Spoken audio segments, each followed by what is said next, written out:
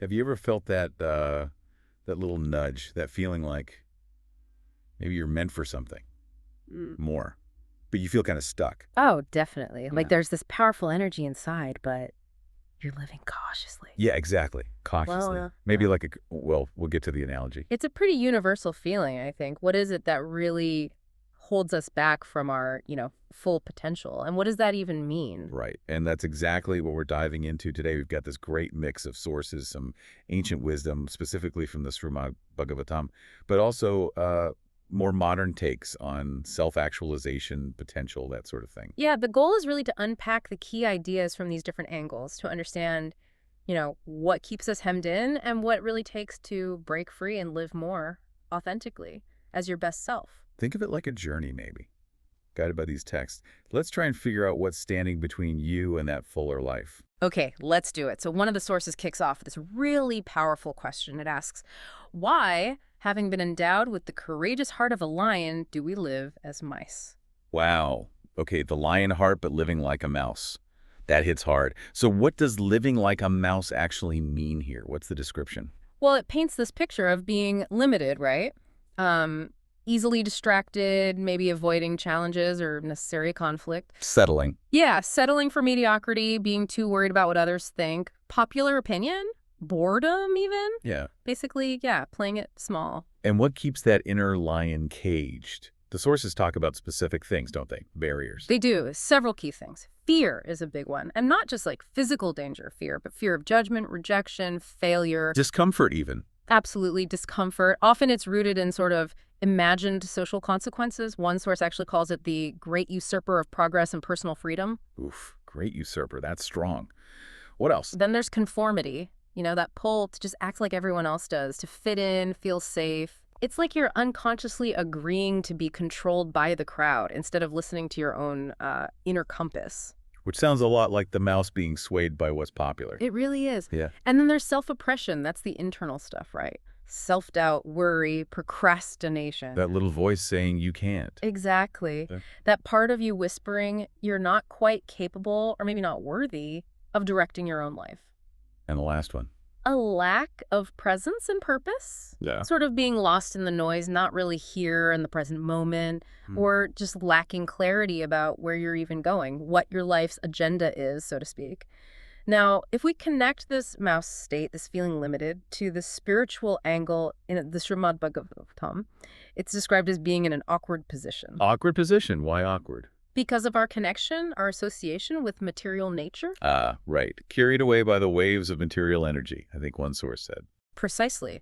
And the result is suffering.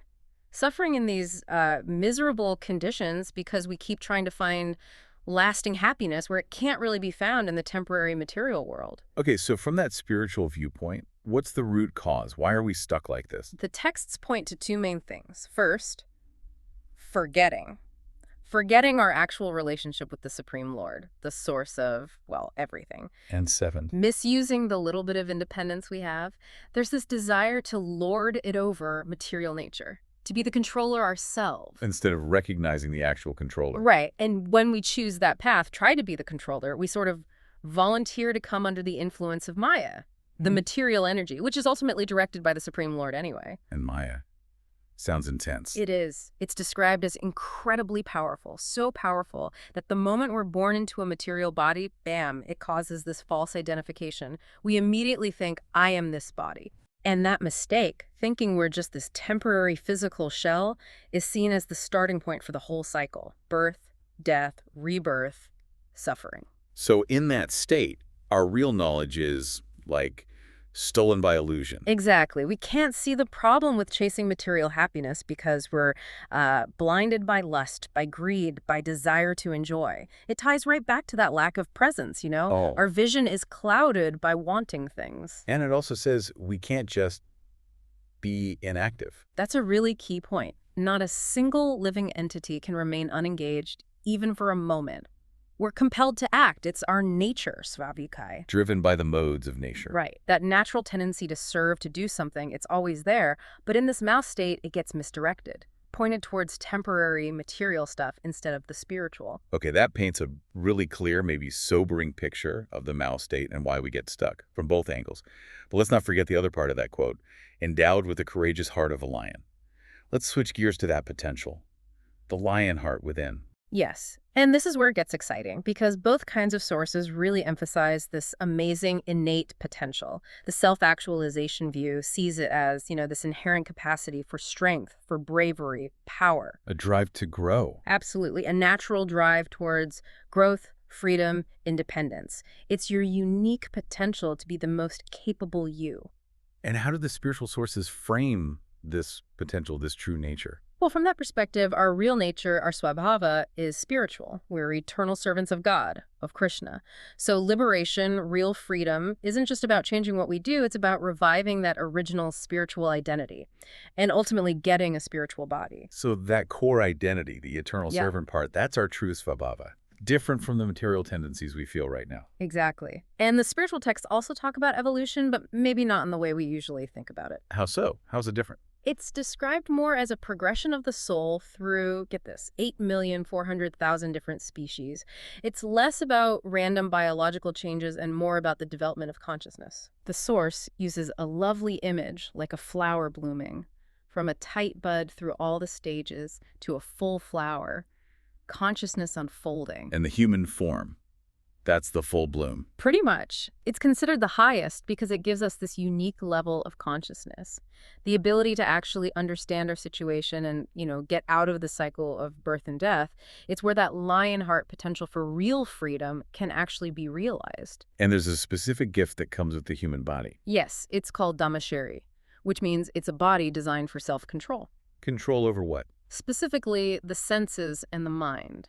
This ability is pointed out as the key difference between humans and animals. How do animals see the world, according to the source? The term used is jyansya, basically seeing only by instinct. They mainly react to what feels good or bad to their senses right now, agreeable or disagreeable. Okay, and this brings up a fascinating point the source makes about instinct itself. Yeah, this really challenges the idea of instinct as just like mindless programming. The example given is a sand crab. You walk towards it and zip. It knows exactly how to run back to its hole. So it's not just random reflex. The source suggests it's not just instinct, it's seen partly as guidance from the supersoul, the Lord within the heart, and also kind of deep memory from past experiences. Like muscle memory, almost. Sort of, like Yeah. a baby animal knowing where to get milk or how you remember riding a bike. The source actually asks, instinct makes no sense. What does instinct mean?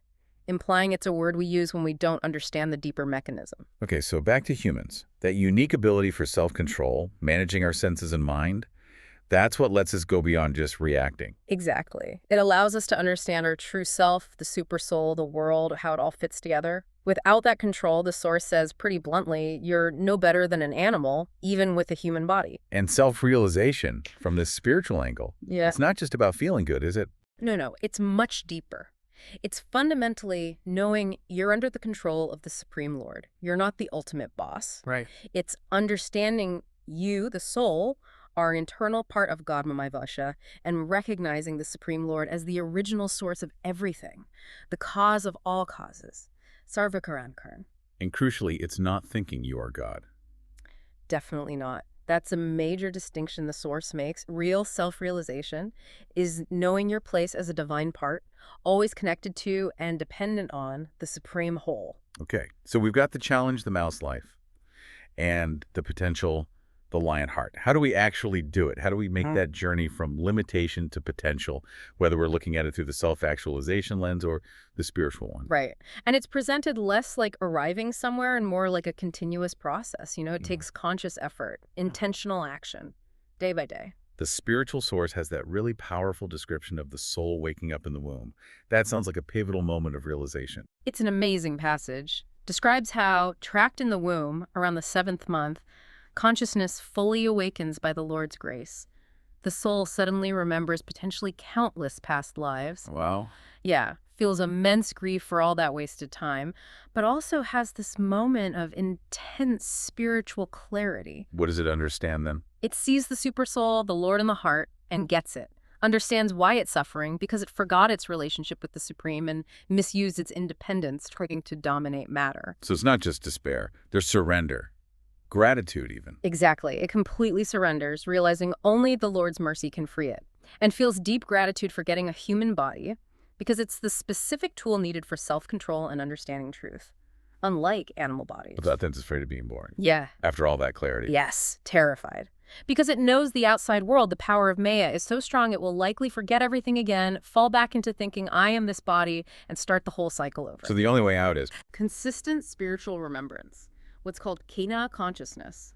That's the only way to cultivate and keep that awareness. Doesn't matter where you are, inside the womb or out. So the soul's prayers in the womb are really this desperate plea. They really are. Acknowledging I'm your eternal servant, recognizing the supersoul, begging for mercy, terrified of Maya, and committing to remembrance as the path to freedom. Okay, now switching to the self-actualization path. What are the key transformation practices highlighted there? That path really stresses daily practice, focusing on conscious choices. Things like living authentically, Which means? trusting your intuition, allowing vulnerability, pushing back against conformity, being true to yourself. Expressing creativity is in there too, I remember. Yes, that's important. And challenging yourself, setting ambitious goals, stepping out of your comfort zone, seeing difficulties as growth opportunities. And the last one, contributing and giving. That's vital. Finding ways to serve others, make some kind of meaningful impact, connect to a purpose bigger than just your own needs. This whole path is really about taking personal responsibility, making conscious choices, acting intentionally, stepping into self-mastery. Now back to the spiritual path from the Bhagavatam. How does one practically move forward there? That path focuses on redirecting our built-in service attitude, changing the target, basically, from temporary material stuff to the Supreme Lord. And how do you do that? Primarily through getting perfect knowledge, which comes from scripture, like the Vedas understood as given by Krishna, and through association with the Supreme Lord himself, maybe through chanting his name or meditating on his form, or really crucially through his devotees, people already on the path. And this is where the parampara comes in. Absolutely essential. The parampara, the disciplic succession, is described as the vehicle, the authentic chain carrying this transcendental knowledge and connection down through time without getting distorted. What does the parampara actually do for someone? Three main things. First, provides transcendental knowledge, explains the why, diagnoses the spiritual condition, reveals our true identity. Okay. Second, offers sacred association, connecting with genuine advanced souls who actually live these principles, patience, tolerance, strength, especially needed now in this age. The source compares it to a hospital for our spiritual sickness. Makes sense. And third, Teaching pure service, guiding us on how to redirect that service tendency towards Krishna. Not like forced work, but selfless service out of love, which is seen as the soul's natural state. and to actually connect with all this guidance, what's the key quality needed? Humility. The source even points out the words root, humus, fertile soil. A humble heart is like good soil where spiritual truth can actually grow. So what does humility mean in practice? Accepting your relative position, seeing yourself maybe as an instrument, purifying your motives, acting for a higher purpose, not just for yourself. There were some good examples in the sources of how this works. Yeah, really practical ones, like the devotee who wanted to be a big preacher but was just told to cook chapatis, flatbreads. Right. By just doing that, humbly serving, he developed incredible patience and tolerance, things absolutely needed before he could effectively preach or serve in a bigger way. And the prisoner example. Yeah, powerful. Someone whose life completely turned around just through contact with devotees and reading the texts. It sparked a real desire for that positive association. And even Lord Krishna and Lord Chaitanya accepted gurus. That's a point the source really emphasizes. The principle of accepting guidance from a qualified teacher in that authentic line, it's universal. And the idea is you can start this transformation right where you are. You don't have to drop everything. That's key. The text stress the change needed is mainly in consciousness, your inner intention, where you're directing your energy, not necessarily chucking your job or family, transforming the inside, not just rearranging the outside furniture, which is often the material approach. And there was that mention of wanting to live among devotees, Bhakta Sanevasa. Yes, seeking out that supportive community and trying to serve the overall mission, following the instructions of the great teachers, the Goswamis, Tadarakarasemi. Okay, but where does the strength come from? to beat those inner enemies, fear, doubt, all that. The spiritual texts say that strength comes ultimately from the Supreme Lord, Krishna, and his expansion Balarama, who appears as Lord Nityananda in this age. How do you access that strength? Through the mercy and the instructions you get via the guru and that Parampawarga connection, connecting with Nityananda specifically is highlighted as really important for making progress and eventually connecting with Radha and Krishna. Okay, let's pull this towards action then. We have this potential, the lion heart. But if we just know about it and don't do anything, what happens? Well, it just stays potential, right? One source uses this great metaphor, the rocket that never launches. It's all there, amazing engineering, fuel, massive potential to go to the stars, but it just sits on the pad. Waiting for perfect weather, afraid of blowing up, or just forgotten. Exactly. And that's us if we don't ignite that potential and act.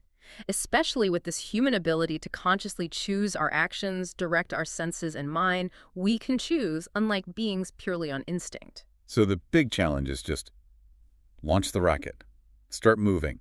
What are some practical first steps based on the sources? Both angles really point to focused, intentional action. One great suggestion is to really figure out what matters most to you. Ask yourself, what's the one area of my life that, if I improved it, would make the biggest positive difference everywhere else? Find the lever. Find the lever, yeah. And then, once you've identified it, commit to just one small, specific action in that area every single day. Small steps. Tiny steps. But the consistency is where the magic is. They compound over time into huge results. There was also that weekly tip for productivity. Yeah, simple but effective. Start of the week. Write down the top 3 things that would make the biggest impact on your goals, or that leverage point. Then this is crucial block out time to do those first, before the day gets away from you. And when engaging with deeper stuff, like the spiritual texts, don't just read it. Use it like a mirror. Work it, as one source said. Journal about it. Think actively. How does this apply to my life today? Make it real, not just abstract theory. it sounds like the shift happens not when you have it all figured out, but just when you stop waiting and actually start moving. Yeah. With purpose. Yeah. And bringing it all together, whether you lean more towards the self-actualization language or the spiritual wisdom from the Bhagavatam, there are these really strong overlapping ideas, aren't there? Definitely. The need for daily, intentional practice seems huge in both. It's not a one-shot deal. And the courage it takes to actually look at your limitations, your fears, honestly. Taking consistent action, even small action, instead of just thinking about it forever. Yeah. And the value of seeking guidance, surrounding yourself with people who lift you up, good association. Orienting yourself towards something bigger than just getting your own needs met. Service. And humility. Being open enough to learn and grow, to accept guidance. That seems fundamental. It really highlights that contrast we started with. The amazing lion heart you've got inside versus maybe the ways you're defaulting to that mouse life stuck in fear or conformity. Right. And the core message seems to be that real freedom, whether you call it unlocking potential or spiritual liberation, it really boils down to shifting your inner intention, changing the ultimate direction of your energy, your service. So thinking about everything we've touched on today, the mouse traps, the lion heart power, the paths forward, or the call to action. Maybe here's something for you, the listener, to take away and chew on this week. What is one shift in intention you could make? Or maybe one small act of humility, or just one consistent action you can commit to, starting today, that would move you even a tiny bit closer to your fullest, most authentic self, closer to living like the lion you really are. Because that fullest life, it isn't some faraway place you hope to reach someday. It's a choice you make, right now, every day.